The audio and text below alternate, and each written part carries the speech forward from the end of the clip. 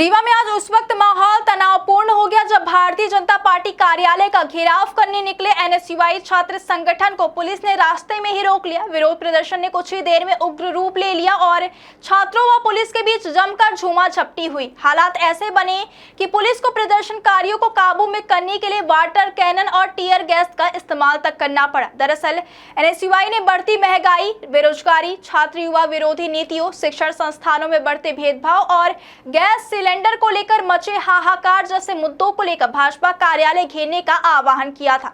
इसी के तहत एनएसयूआई जिलाध्यक्ष पंकज उपाध्याय के नेतृत्व में बड़ी संख्या में छात्र कार्यकर्ता बैजू धर्मशाला से पैदल मार्च निकालकर भाजपा कार्यालय की ओर बढ़े। प्रदर्शनकारियों का कहना था कि केंद्र और राज्य की भाजपा सरकार की नीतियों ने छात्रों, युवाओं और आम जनता को संकट में डाल दिया है, इसलिए वे भाजपा कार्यालय पहुंचकर अपना विरोध दर्ज कराना चाहते थे। लेकिन पुलिस प्रशासन पहले से अलर्ट मोड पर था। प्रदर्शन की आशंका को देखते हुए ठेकहा स्थित भाजपा कार्यालय से करीब 500 मीटर पहले ही सड़क पर बैरिकेडिंग कर दी गई और भारी पुलिस बल तैनात कर दिया गया। जैसे एनएसयूआई कार्यकर्ता वहां पहुंचे, पुलिस ने उन्हें आगे बढ़ने से रोक दिया। इसके बाद माहौल अचानक गर्मा गया। क्या आपके खेत, प्लॉट या गांव में पानी की कमी है और आप सोच रहे हैं बोरवेल करवाने की? तो न्यूट्रॉन पाइप की विशाल रेंज में से एक भारत में पहली बार न्यूट्रॉन पाइप्स आपके लिए लेकर आए हैं 50 KG extra heavy duty neutron pipe, जिसमें है लोहे जैसी मजबूती जो आपके बोरवेल को बनाए सुरक्षित और टिकाऊ। बोरवेल के लिए दमदार समाधान। बोरवेल हो या एग्रीकल्चर, न्यूट्रॉन पाइप्स करते हैं हर जरूरत को पूरा। किसान से लेकर इंजीनियर तक हर किसी का भरोसा, मजबूती, टिकाऊपन और विश्वसनीयता का सिर्फ एक ही नाम, न्यूट्रॉन पाइप्स। प्रदर्शनकारी छात्र बैरिकेड पार करने की कोशिश करने लगे, वहीं पुलिस ने उन्हें रोकने के लिए बल प्रयोग शुरू कर दिया। इसी दौरान छात्रों और पुलिस के बीच तीखी धक्का मुक्की हुई और झूमाझपटी हुई, जिसने पूरे इलाके को रण क्षेत्र में बदल दिया। हालात बिगड़ते देख पुलिस ने पहले वाटर कैनन का इस्तेमाल किया, लेकिन जब छात्र पीछे हटने को तैयार नहीं हुए तो टीयर गैस के गोले छोड़कर भीड़ को तितर बितर किया गया। इस कार्यवाही के बाद प्रदर्शनकारी छात्रों में भगदड़ जैसी स्थिति बन गई, लेकिन पुलिस ने मौके पर ही कई छात्रों को हिरासत में ले लिया। बाद में गिरफ्तार किए गए प्रदर्शनकारियों को थाने लाया गया, जहां उनके खिलाफ कानूनी कार्यवाही की जा रही है। इस पूरे घटनाक्रम ने रीवा की राजनीति और छात्र आंदोलन दोनों को गरमा दिया है। एक तरफ एनएसयूआई इसे छात्रों की आवाज दबाने की कार्यवाही बता रही है, तो दूसरी तरफ पुलिस और प्रशासन का कहना है कि कानून व्यवस्था बनाए रखने के लिए आवश्यक कदम उठाए गए। फिलहाल सवाल यही है कि क्या छात्रों का लोकतांत्रिक विरोध प्रदर्शन दबा दिया गया या फिर प्रशासन ने संभावित बवाल को समय रहते नियंत्रित कर लिया। लेकिन इतना तय है कि रीवा में आज महंगाई, बेरोजगारी और भाजपा की नीतियों के खिलाफ शुरू हुआ यह विरोध प्रदर्शन पुलिस की सख्ती और टीयर गैस के इस्तेमाल के बाद एक बड़े राजनीतिक टकराव में बदल गया है। किया था जी भाजपा कार्यालय का। देखिए, भारतीय जनता पार्टी के कार्यालय का आज एनएसयूआई रीवा के नेतृत्व में घेराव प्रदर्शन का कार्यक्रम का आह्वान पहले से किया गया था। प्रेस कॉन्फ्रेंस के माध्यम से, आप लोगों के माध्यम से हमने आह्वान किया था। हजारों छात्र, युवा साथी इसमें सम्मिलित हुए थे। भारतीय जनता पार्टी की जन विरोधी नीति, युवा विरोधी नीति, किसान विरोधी नीतियों के खिलाफ ये हमारा प्रदर्शन था। किस प्रकार से भारतीय जनता पार्टी के लोगों ने आज शिक्षण संस्थानों में जातिगत भेदभाव फैलाने का काम किया, आज छात्रों को छात्रों से लड़ाने का काम किया।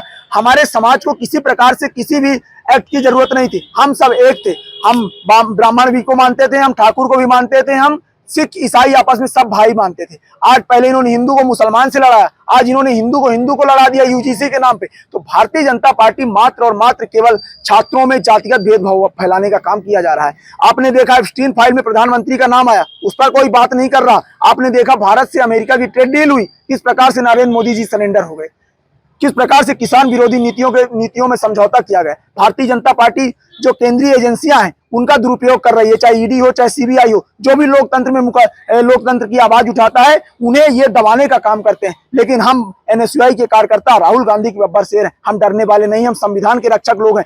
बीजेपी जो है वो आरएसएस और एबीवीपी जो शाखाएं हैं उनकी, इनका कालेजों में प्रयोग करके छात्रों को भीड़ के रूप में प्रयोग किया जा रहा है और साथ में वहां के जो शिक्षक हैं बहुत सारे कॉलेजों के, वो बीजेपी एजेंट के रूप में काम कर रहे हैं, जो एक विचारधारा को प्रेरित करने का काम कर रहे हैं। लेकिन एनएसयूआई के एक पदाधिकारी आज इस मांग को लेकर जा रहे हैं कि एप्स्टीन फाइल में जिनका भी नाम है उस पर जांच होनी चाहिए, साथ में अमेरिका ट्रेड डील वापस होनी चाहिए, साथ में जो यूजीसी एक्ट आया है उसमें जो हमें सबको लड़ाने का काम किया गया है, आपस में सभी जाति धर्म के लोगों को लड़ाने का काम किया गया, दंगा फैलाने जैसी स्थिति निर्मित की गई भारतीय जनता पार्टी के नेतृत्व में।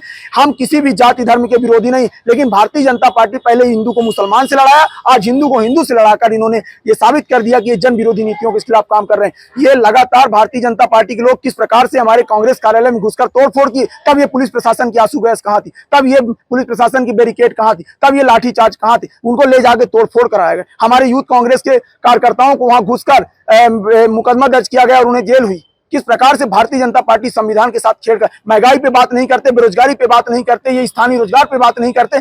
अभी पहले इन्होंने रोजगार उसके लिए सिलेंडर के लिए लाइन में खड़ा किया अभी लोगों को, पहले इन्होंने कोरोना के समय ऑक्सीजन के लिए इन्होंने खड़ा कर दिया, और फिर इन्होंने बीच में देखा होगा आपने कि लगातार जनता को चूतिया बनाने का काम कर रहे हैं और प्रशासन प्रेस कॉन्फ्रेंस कर रही है। लाठीचार्ज किया गया, आंसू गैस छोड़े गए, कितने लोग घायल हुए थे? देखिए 15 से 20 लोगों के ऊपर यहाँ तक कि पुलिस वालों ने झापड़ का भी प्रयोग किया है, हाथ का प्रयोग भी किया है, और किसी कई प्रकार से आंसू गैस छोड़ी गई हमारे ऊपर। हमारे कार्यकर्ता बहुत सारे लोग घायल भी हुए।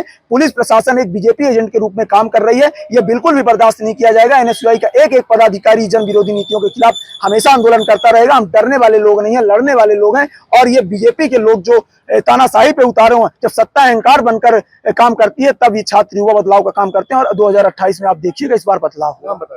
पंकज उपाध्याय, जिला अध्यक्ष एनएसयूआई रीवा। सर आज एनएसयूआई यहाँ पे कुछ घेराव करेगी, क्या मांगे? एनएसयूआई के कार्यकर्ताओं के द्वारा कुछ मांगों को लेकर बीजेपी कार्यालय के घेराव का कार्यक्रम बनाया गया था, जिससे उन्हें पहले ही रोक दिया गया है। वो मांगों को लेकर आगे बढ़ना चाहते थे, इसके लिए हल्के वाटर कैनन का प्रयोग किया गया है और कुछ कार्यकर्ताओं को हिरासत में भी लिया गया है, और तत्काल आवागमन जो है सुचारू रूप से सामान्य है और शेष चीज़ें खैरियत है। उनकी मांग क्या थी? ये उनकी मांगें जो है वो अलग अलग बिंदुओं पर थी, जो कि उनके ज्ञापन में लिखा हुआ है। कितने युवकों को गिरफ्तार किया गया है? लगभग 30 से ऊपर युवकों को गिरफ्तार किया गया। वैसे गोले छोड़े गए, एक सेल का इस्तेमाल किया गया है।